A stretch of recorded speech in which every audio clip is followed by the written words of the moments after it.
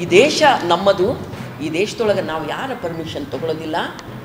ನಮಗೆ 100 ವರ್ಷ ಆಯಿತು, ಯಾರಿಗೆ RSSನವರಿಗೆ 100 ವರ್ಷ ಆಯಿತು. ಈ ಸಂಭ್ರಮದ ಆಚರಣೆಗೋಸ್ಕರ ನಾವು ಯಾರ ಪರ್ಮಿಷನ್ ಏನು ತೊಗೋಬೇಕಾಗಿಲ್ಲ ಅಂಥೇಳಿ ಅವರು ಎಲ್ಲ ಕಡೆಗೂ ಪಥಸಂಚಲನ, ಸಾವಿರಾರು ಜನರ, ನೂರಾರು ಜನರ, 100 ಜನ ಇದ್ರೂ ಒಂದು ಲೈನ್ ಮಾಡಿದ್ರೆ ಉದ್ದ ಆಗ್ತದೆ, ಅಷ್ಟು ರೋಡ್ ಆಕ್ರಮಿಸ್ಕೊಳ್ತದೆ, ಸಹಜ, ಅದು ಎಲ್ರಿಗೂ ಗೊತ್ತಿದ್ದು. ಹಾಗಾಗಿ ಅದು 100 ಜನ ಇರಲಿ, 1000 ಜನವೇ ಇರಲಿ, ಒಂದು ದೊಡ್ಡ ಮಟ್ಟದ ರ್ಯಾಲಿ ಆಗಿ ಪರಿಣಮಿಸ್ತದೆ. ಅವರು ನಾವು ಇದಕ್ಕೇನು ಪರ್ಮಿಷನ್ ತೊಗೋಬೇಕಾಗಿಲ್ಲ ಅಂಥೇಳಿ ಅವರು ಧೃಷ್ಟತೆಯಿಂದ ಎಲ್ಲ ಕಡೆಗೂ ನಡೆಸ್ಕೊತಾರೆ. ನಾವಿದನ್ನು ಸೌಹಾರ್ದ ಕರ್ನಾಟಕ ವೇದಿಕೆಯಿಂದ ಈ ರೀತಿಯ ಒಂದು ಧೃಷ್ಟತೆಯ ಅಗತ್ಯತೆ ಇಲ್ಲ ನಮ್ಮ ದೇಶದಲ್ಲಿ. ನಿಮಗೆ RSSನವರಿಗೆ ಅಂಥದ್ದೊಂದು ಧೃಷ್ಟತೆ ಇರ್ಬೋದು, ಅದಕ್ಕೆ ಕಾರಣ ಅದು ಅವ್ರದ್ದು. ಅವ್ರೇನು ಹೇಳ್ಯಾರ ಅಂದ್ರೆ, ನಿಮಗೆ ನೆನಪದ 2.5-3 ವರ್ಷದ ಹಿಂದೆ ಕಲಬುರಗಿಯಲ್ಲಿ ಮೋಹನ್ ಭಾಗವತ್ ಅವರು RSSನ ದಕ್ಷಿಣ ಭಾರತದ ರಾಜ್ಯಗಳ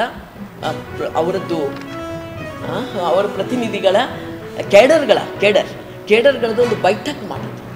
ಆ ಬೈಠಕ್ಕಲ್ಲಿ ಕೊನೆ ದಿನ ಮಾಧ್ಯಮ ಮಿತ್ರರಿಗೂ ಸಹ ಗಣವೇಶಧಾರಿಗಳಾಗಿ ಬರ್ರಿ ಅಂತ ಹೇಳಿದರು. ಥ್ಯಾಂಕ್ಸ್ ಟು ನಮ್ಮ ಕಲಬುರಗಿ ಜಿಲ್ಲೆಯ ಮಾಧ್ಯಮ ಮಿತ್ರರು ಸಂವಿಧಾನವನ್ನು ಗೌರವಿಸಿದರು. ಅವರು ಗಣವೇಶಧಾರಿಯಾಗಿ ಹೋಗಿ ಮನುಸ್ಮೃತಿಯನ್ನು ಬೆಂಬಲಿಸಲಿಲ್ಲ. ಮನುಸ್ಮೃತಿಯನ್ನೇ ಅವರದ್ದು ಮೂಲ ಗ್ರಂಥ, ಚಿಂತನ್ ಗಂಗಾ ಇರ್ಬೋದು, ಬೇರೆ ಇರ್ಬೋದು, ಸುಮಾರು ಅದವ್ರ ಮೂಲ ಗ್ರಂಥ. ಸೊ ಅವತ್ತವರು ಇಲ್ಲಿ ಪ್ರೆಸ್ ಮೀಟಲ್ಲಿ ಹೇಳಿದರು, 2025ನೇ ಇಸ್ವಿಗೆ 100 ವರ್ಷ ಆಗ್ತದೆ RSSಗೆ, ನಾವು ಹಿಂದೂ ರಾಷ್ಟ್ರ ಮಾಡ್ತೀವಿ ಭಾರತವನ್ನು ಅಂತ ಹೇಳಿದರು. ಇವತ್ತು ಅದೇ ಧೃಷ್ಟತೆಯಿಂದ ಇಡೀ ಭಾರತವೇ ನಮ್ಮದು, ನಾವು ಯಾರ ಪರ್ಮಿಷನ್ ಯಾಕೆ ತೊಗೋಬೇಕು ಅಂತ ಅನ್ನೋದು ಅವರಿಗೆ. ನಾವು ಇದರಲ್ಲಿ ಕ್ಲಿಯರ್ ಮಾಡಲಿಕ್ಕೆ ಇಷ್ಟಪಡ್ತೀವಿ ಏನಂದ್ರೆ, ಹಿಂದೂ ಜನತೆಗೂ RSSಗೂ ಸಂಬಂಧ ಇಲ್ಲ. ಹಿಂದೂ ಜನತೆಗೂ RSSಗೂ ಸಂಬಂಧ ಇಲ್ಲ.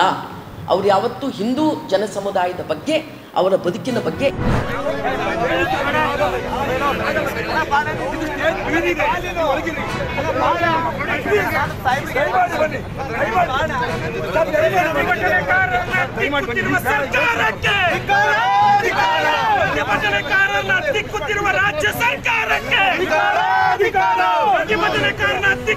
ರಾಜ್ಯ ಸರ್ಕಾರಕ್ಕೆ ಭಾರತ್ ಮಾತಾ ಕಿ, ಭಾರತ್ ಮಾತಾ ಕಿ, ಭಾರತ್ ಮಾತಾ ಕಿ, ಭಾರತ್ ಮಾತಾ ಕಿ.